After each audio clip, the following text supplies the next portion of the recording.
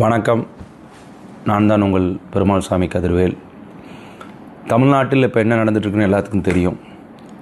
இப்போது விஜய் அவர்களை ஆட்சி அமைக்க செய்ய விடாமல் தடுக்கிறது யாருன்னு கேட்டிங்கன்னா பாஜக தான்.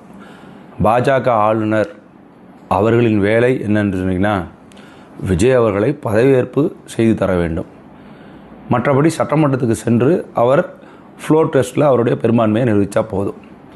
ஆனால் தமிழ்நாட்டில் இப்போ என்ன நடக்கு?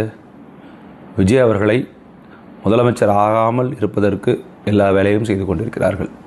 இதில் பார்த்திங்கன்னா திமுக, அதிமுக, பாஜக இவங்கெல்லாம் ஒரே அணி தான்.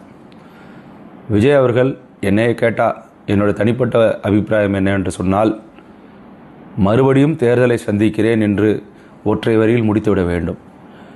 விஜய்க்கு நம்ப தகுந்தமான கூட்டணி காங்கிரஸ் மட்டும்தான். மற்றவர்களை சேர்த்துக்கொள்வது அவர் இஷ்டம். ஆனால் மற்றவங்கள சேர்த்திங்கன்னா 6 மாதம் கழித்து அவங்கள விட்டு உருவிட்டாங்கன்னா ஃப்ளோர் டெஸ்ட்டில் நீங்கள் தோல்வி அடைஞ்சிருவீங்க. 6 மாதத்தில் பார்த்திங்கன்னா இவங்க எல்லாம் அதிமுக, திமுக, பாஜக இவங்கெல்லாம் சேர்ந்து பெரிய குழப்பங்கள் உருவாக்கி, சட்டம் ஒழுங்கு பிரச்சனையை உருவாக்கி, உங்கள் பேருக்கு அதாவது களங்கத்தை உருவாக்கி, அடுத்து நீங்கள் மக்கள்கிட்ட போய் சந்திக்கும்போது இந்த ஆட்சி மோசமான ஆட்சியாக இருந்தது அப்படிங்கிற மாதிரி ஒரு நிலைமையை கொண்டு வரதுக்கு வாய்ப்புகள் இருக்குது.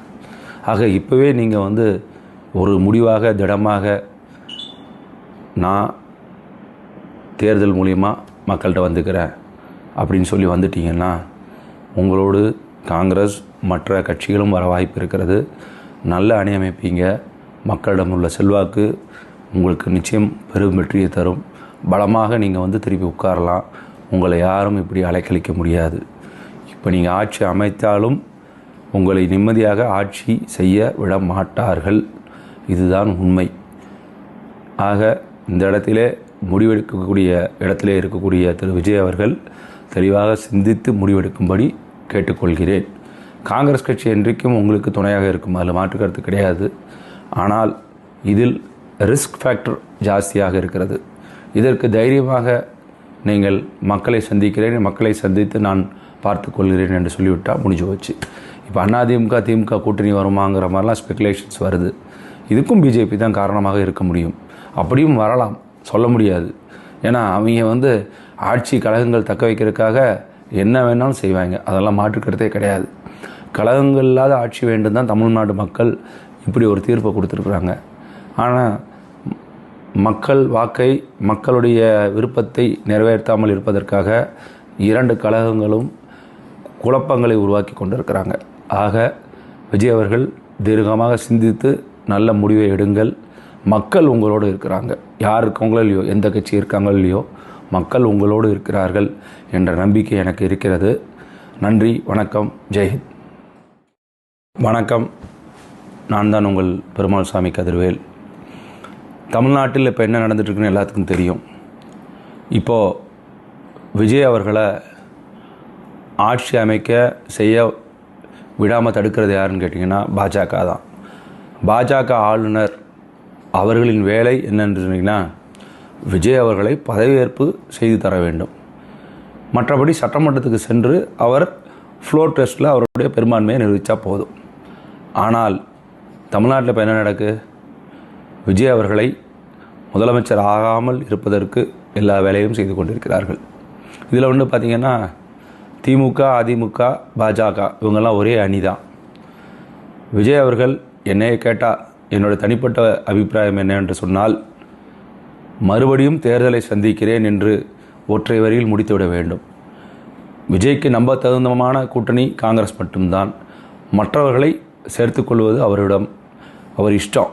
ஆனால் மற்றவங்கள சேர்த்திங்கன்னா 6 மாதம் கழித்து அவங்கள விட்டு உருவிட்டாங்கன்னா ஃப்ளோர் டெஸ்ட்டில் நீங்கள் தோல்வி அடைஞ்சிருவீங்க.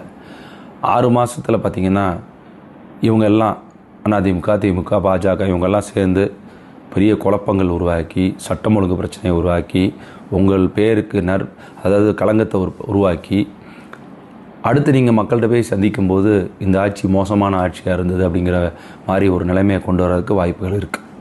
ஆக இப்போவே நீங்கள் ஒரு முடிவாக திடமாக நான் தேர்தல் மூலிமா மக்கள்கிட்ட வந்துக்கிறேன் அப்படின்னு சொல்லி வந்துட்டீங்கன்னா உங்களோடு காங்கிரஸ் மற்ற கட்சிகளும் வர வாய்ப்பு இருக்கிறது.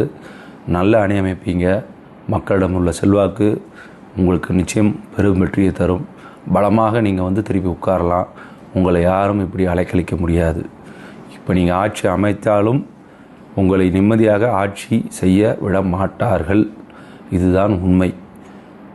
ஆக இந்த இடத்திலே முடிவெடுக்கக்கூடிய இடத்திலே இருக்கக்கூடிய திரு விஜய் அவர்கள் தெளிவாக சிந்தித்து முடிவெடுக்கும்படி கேட்டுக்கொள்கிறேன். காங்கிரஸ் கட்சி என்றைக்கும் உங்களுக்கு துணையாக இருக்கும், அதில் மாற்று கருத்து கிடையாது. ஆனால் இதில் ரிஸ்க் ஃபேக்டர் ஜாஸ்தியாக இருக்கிறது. இதற்கு தைரியமாக நீங்கள் மக்களை சந்திக்கிறேன், மக்களை சந்தித்து நான் பார்த்து கொள்கிறேன் என்று சொல்லிவிட்டால் முடிஞ்சு போச்சு. இப்போ அதிமுக திமுக கூட்டணி வருமாங்கிற மாதிரிலாம் ஸ்பெகுலேஷன்ஸ் வருது. இதுக்கும் பிஜேபி தான் காரணமாக இருக்க முடியும். அப்படியும் வரலாம், சொல்ல முடியாது. ஏன்னா அவங்க ஆட்சி கழகங்கள் தக்க வைக்கிறதுக்காக என்ன வேணாலும் செய்வாங்க. அதெல்லாம் மாற்றுக்கிறதே கிடையாது. கழகங்கள் இல்லாத ஆட்சி வேண்டும் தான் தமிழ்நாடு மக்கள் இப்படி ஒரு தீர்ப்பை கொடுத்துருக்குறாங்க. ஆனால் மக்கள் வாக்கை, மக்களுடைய விருப்பத்தை நிறைவேற்றாமல் இருப்பதற்காக 2 கழகங்களும் குழப்பங்களை உருவாக்கி கொண்டிருக்கிறாங்க. ஆக விஜய் அவர்கள் தீர்க்கமாக சிந்தித்து நல்ல முடிவை எடுங்கள். மக்கள் உங்களோடு இருக்கிறாங்க. யார் இருக்காங்களோ இல்லையோ, எந்த கட்சி இருக்காங்களோ இல்லையோ, மக்கள் உங்களோடு இருக்கிறார்கள் என்ற நம்பிக்கை எனக்கு இருக்கிறது. நன்றி, வணக்கம், ஜெய்ஹிந்த்.